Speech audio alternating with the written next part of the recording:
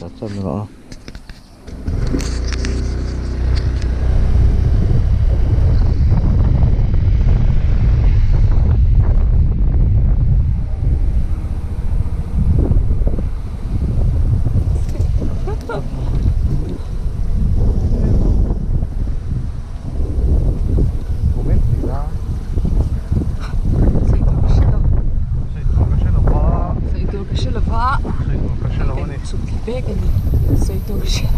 không bài ru lê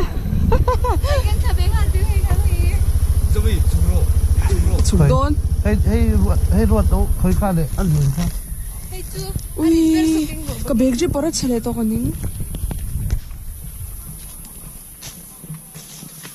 có xem đâu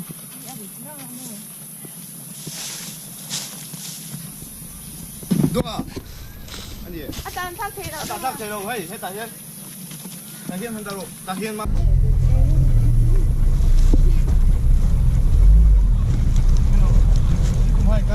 cân nòng Ṭhalaite ni ku chen the te ka ban pil dei Ṭhalaite li vak ha ten tu chen ten kan su zo khula kon ten li kan kal pe hang lai te pil ve kan mai na om à buổi sao được rồi mòn chuồn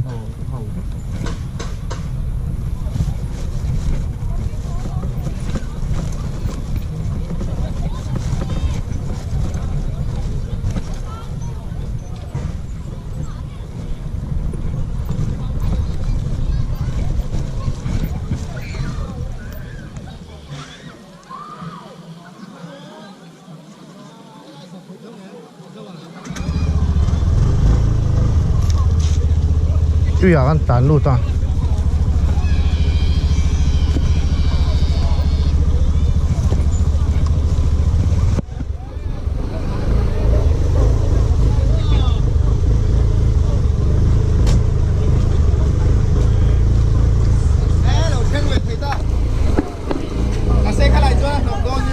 đấy cả thiếu phù rô khí lỗ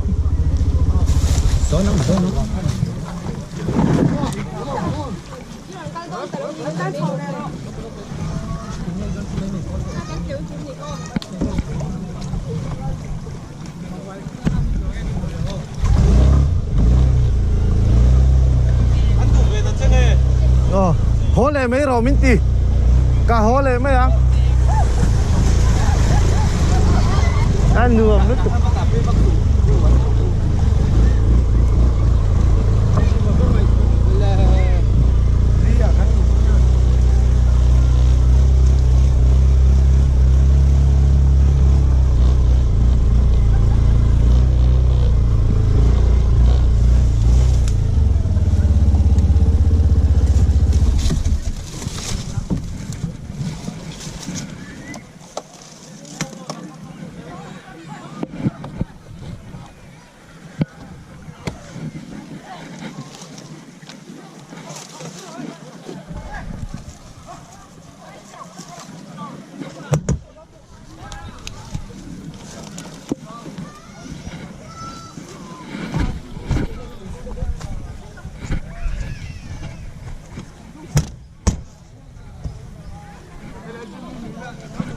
이런 깽서 thêm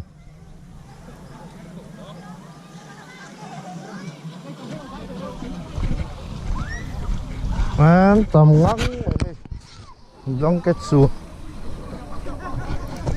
thế là một trang hiền thật biết là trang hiền tấm tạc ăn này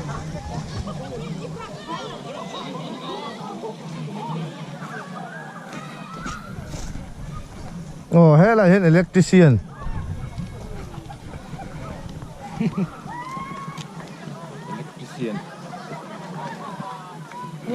electrician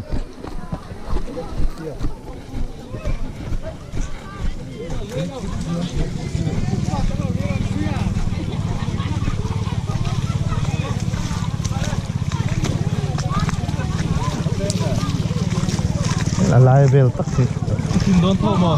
Apa bang?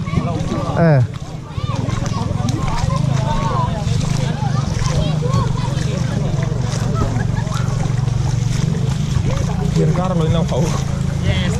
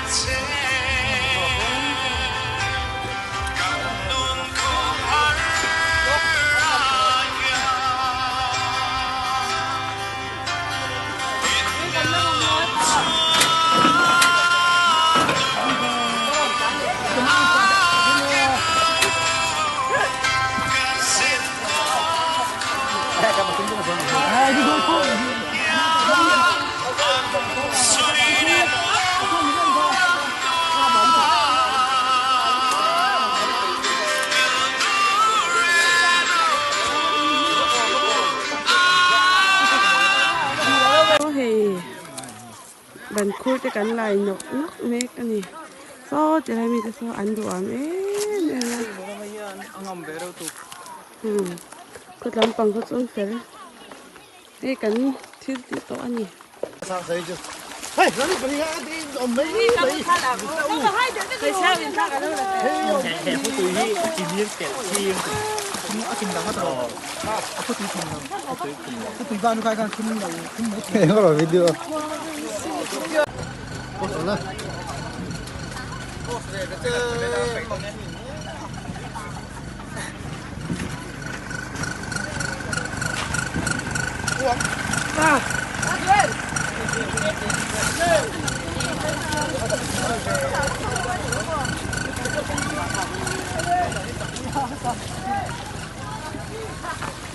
위험해.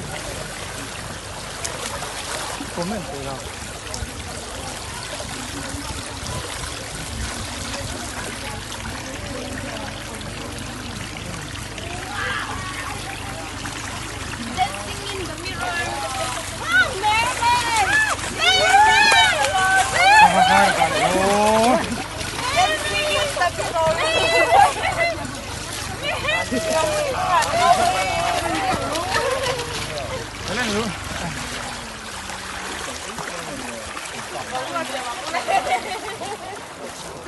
Xong em.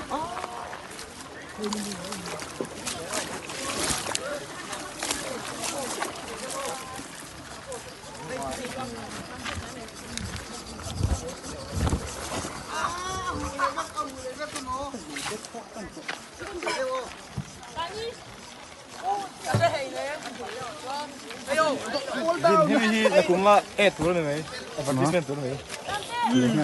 Lâu ha. Tôi xài qua xây ta sang han ti về có mà cũng su. Ini yang saya dah. Vì blanket soup ti về ha. Ini yang tu.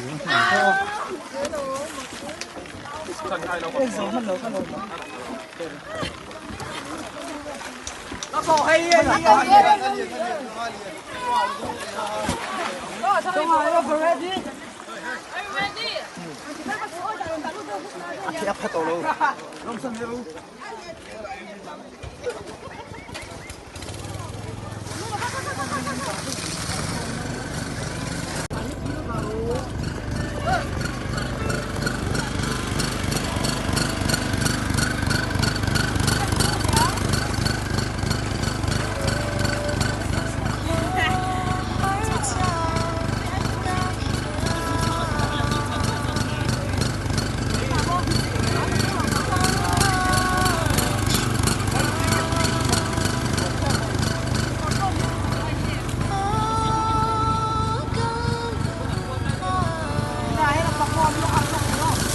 Rồi, thế là bà Duyên.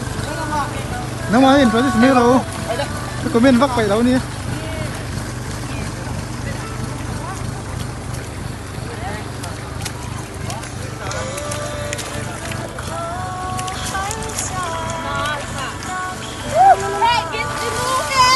Đâu à?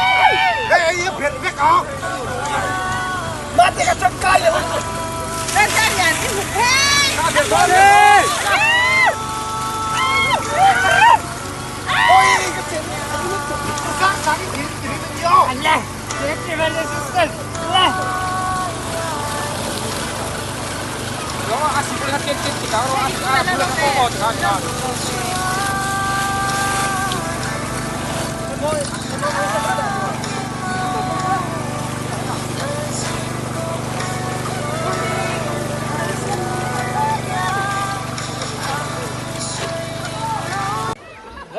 Oh, hello mak. Patulam pang depan voice le ya. Ni kan ni daun ni hai. Asa, Hay hi, lalu. hay hi vai pa den turnya mo. Ang kan sin de wa han da ko. So ta son ki arsale alu hi siam pol do na. Tui don tu. Ni daun le mai. Oh, hello pang kuih patuli dah. Patuli dah ni siam daun ni. Ê, vai bà để tôi hệ cắn quạt sợi 6 mét trong là gì? cả lỗ lằng về Hey, ni về anh đi. trong cái lỗ Ê, lồng cơ này để người là lên chụp vào, hoạt động rồi. Không phải chuyển thế.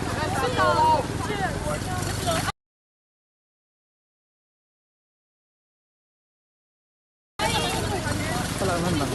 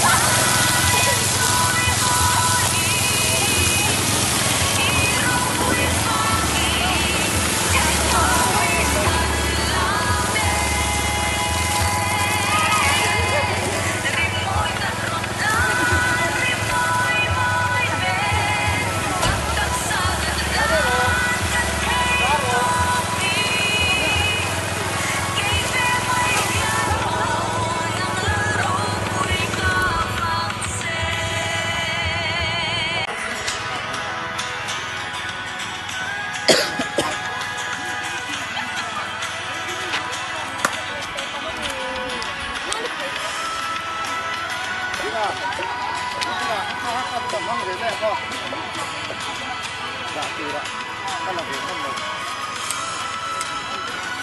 chúng là rất thích cái này phải có đi đâu là cái viên vây chỗ mình đâu đi.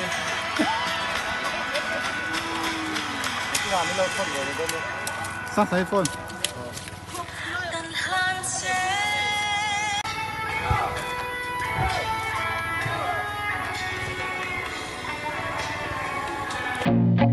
I feel nauseous, believe me. Never had a lot of shit come easy. Had to work hard, struggle just to be me. Had to rise up just so they could see me. Did what I had to do just to feed me. And what was left over I put towards my dreaming. But the only thing in life that has meaning are the things you gotta work for, believe me. Take into your hands a plan, your own hands can land your own brand. And damn, I feel like no one takes accountability. They want the credibility, convincingly unwilling to put in the fucking hours it takes to get some power. Don't be fucking sour, take a cold shower. Scream until you're louder, work until you're prouder. And fuck all the doubters, they're just fucking downers. I swear to God they all let me down. I always fought just to wear the crown. I'm pissed off at these fucking clowns who were all taught they deserve an ounce. It's only worth it if you work for it. It's only worth it if you work for it. I won't stop till they hear me now. I won't stop till I wear the crown.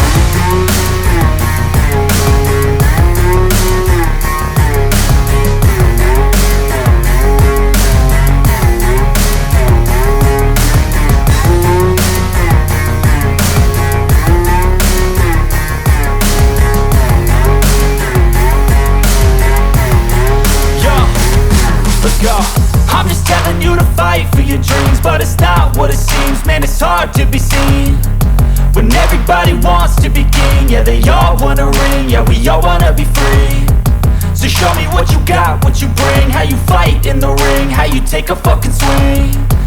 Do you got heart? Are you mean? Got some scars, got some needs. Are you willing to go bleed? I swear to God they all let me down. I always fought just to wear the crown. I'm pissed off at these fucking clowns who were all taught they deserve an ounce. It's only worth it if you work for it. It's only worth it if you work for it. I won't stop till they hear me now. I won't stop till I wear the crown. I swear to God